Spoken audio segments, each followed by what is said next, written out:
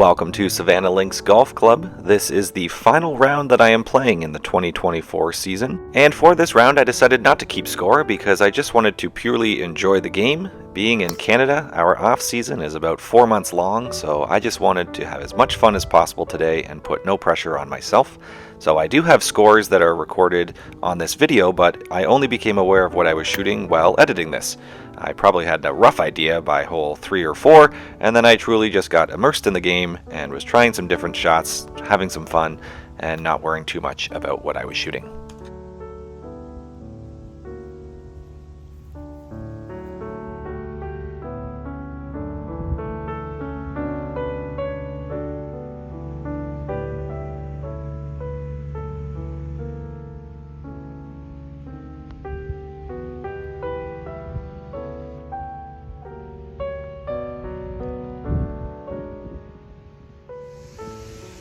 And with this being the end of the season, you can see and hear that there is water being released on this course over a few holes. They were just clearing out the piping and assured me that it was completely intentional.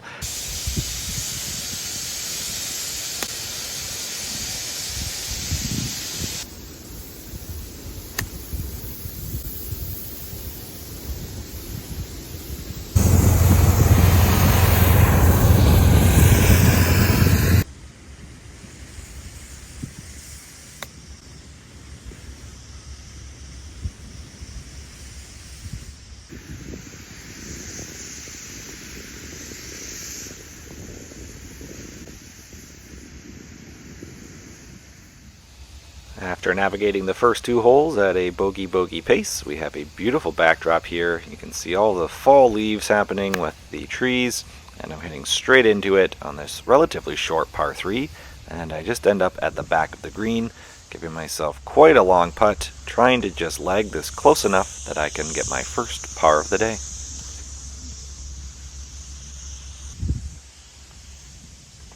And thankfully I do, and just as I was picking up my ball, I took a glance at the sky and noticed this was a pretty cool view. Despite the fact that it was cool, a little bit drizzly and very overcast, the sun was just peeking through the clouds. Hole 4 is a really interesting dogleg right. It's about 170 yards to the fairway and then straight over to the right onto the green. And with me just being a one-man show, I do not have the ability to fly any drones over things, and it's just me with my iPhone recording these shots as best I can.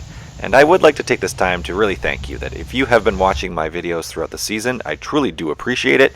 This is just a fun little hobby for me, and unfortunately I didn't get to record as many rounds as I would have liked this summer. So my hope is that I might try and post a little bit more through social media on the off season, and then probably try and get a little bit more consistent with my YouTube videos starting in the 2025 season. So as I tap in that third bogey of the day, why don't you go ahead and tap that subscribe button so you can get notified whenever I post upcoming videos. And we now enter a par 3 where I will leave this shot a little bit short, right towards some more water, so enjoy the sounds.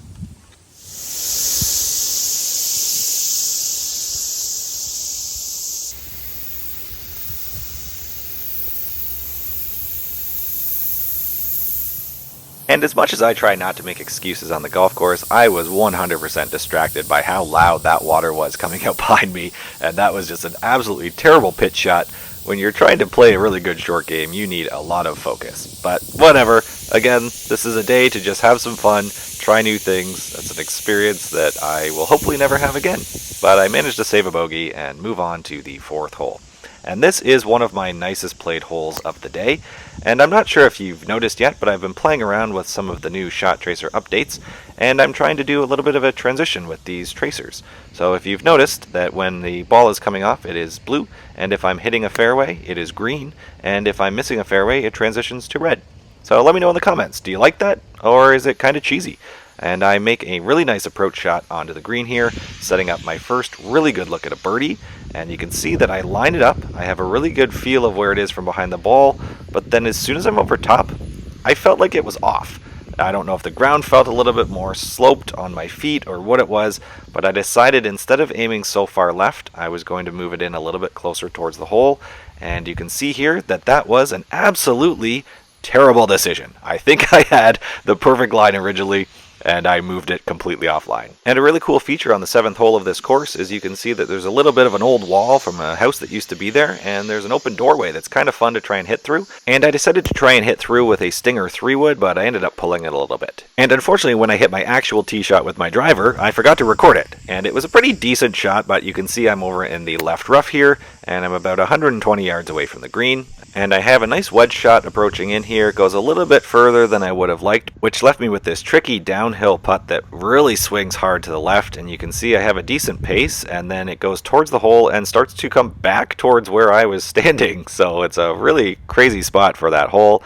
But thankfully it didn't go too far away, so that's a tap-in par, and really nice back-to-back holes. On this tee shot, I decided to try and hit a draw with my 3-wood. That's something that I've really wanted to implement into my game, and I haven't quite had the confidence with it this season, but I set up left here and fully committed to the swing, and it is an absolute beauty. And I'm glad I hit that well, because I did not realize just how narrow this fairway was up by that pond. I knew that there was water there, but I just about made it in, even though I hit it almost exactly where I was aiming. I did not realize it came that far out to the right, but I am safe, and there's a nice approach onto the green here, but leaving myself another really long putt away.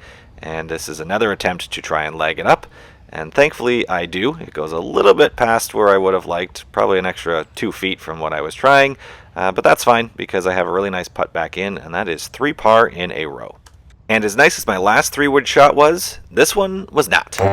I was setting up to try and do a nice little fade there, and that ended up just being some kind of like snappy slice, but somehow it stayed in the fairway. And this is a par 5, so I just lay up very far back with that second shot, and because there was water there, it's a really long third shot into that green, and it's uphill, so I just decided to lay up with a 4-iron, and I thought I was going to pitch it on a lot closer than I did, but that was a really poor attempt.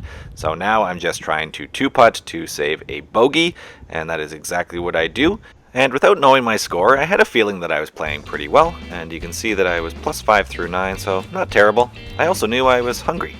Got a sandwich at the turn. It's okay. Maybe like a 7 out of 10. Turkey. Bread's a little firm.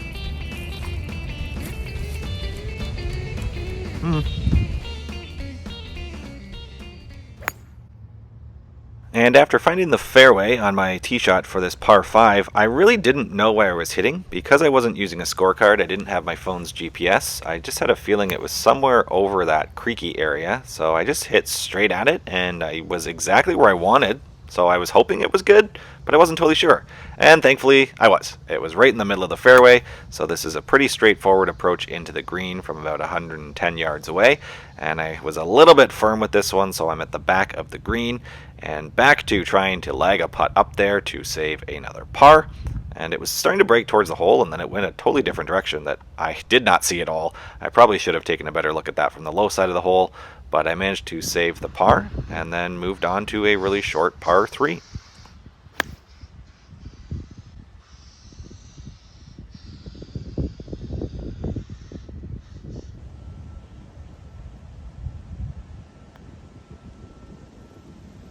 And although I've had a couple good looks at it today, it just seems like the only birds in the air are the ones mocking me from the trees. But I can't be upset about that. At this moment, I'm realizing that I only have a few holes left of golf in this 2024 season, so I'm just continuing to have a fun ride. I get the driver back out on this par 4 and hit a really nice fade to the middle of the fairway, and then I completely thin this approach shot, and it just like low burns into that rough. So I've got a tricky pitch onto the green here that I end up leaving a little bit short of the hole, but it is a makeable chance to save a par. And unfortunately, I'll just spoil it for you here. I missed this putt. So it's a bit of a scoop up, tap in, whatever the heck you want to call it, bogey, because I wasn't worried about putting everything out when I'm just having a round like this. And away we go on to the next hole, which is another par 3. And I hope you're enjoying this round. And again, if you have not done so, and you do like what you're seeing, I would really appreciate if you could click that like button. And if it's not even for enjoying the content, maybe just click like for this nice little par save, because that was a delicate little pitch on. And boy, did that ball just barely make it into the cup. I am +6 through 13.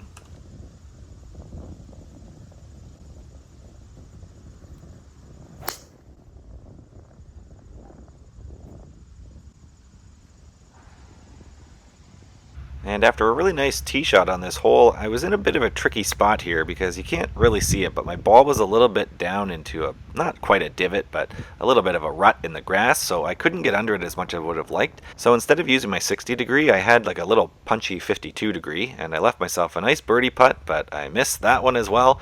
And there's a little tap in par.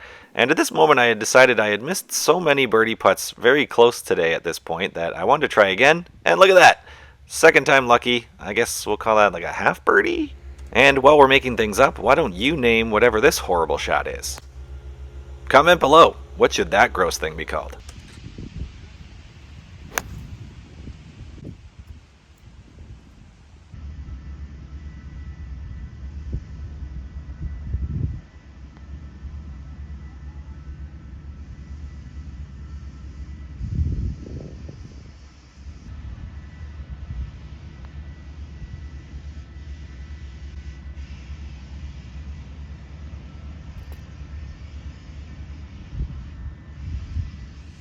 And with only 3 holes to go, you'll notice that as I step up to this par 4, I am a little bit confused because I do not have my driver tee on me, and I do not want to walk all the way back to the golf cart because it was a little trek up a tiny hill to get here.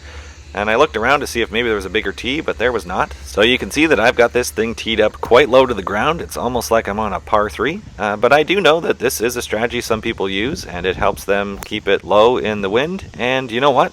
This is one of the nicest shots I've probably ever hit with a driver. And that's not bad. So I enjoyed what happened there. I don't know if I'm going to use that technique very often because I think I have to hit it absolutely perfect for it to work. And speaking of having to hit things perfect, that is as imperfect of an approach shot as you can have. So after flubbing that one, I have a really nice chip on, and there's a relatively short putt here to save a par. But I did not give it enough respect and did not read the putt. I just tried to tap it in and absolutely missed that thing. So instead of a really nice par save, I got a bogey that I probably deserved after that approach shot. And now we have the final 2 holes. This is a really nice view downhill on this par 3. I end up a little bit short left and have to try and pitch on here.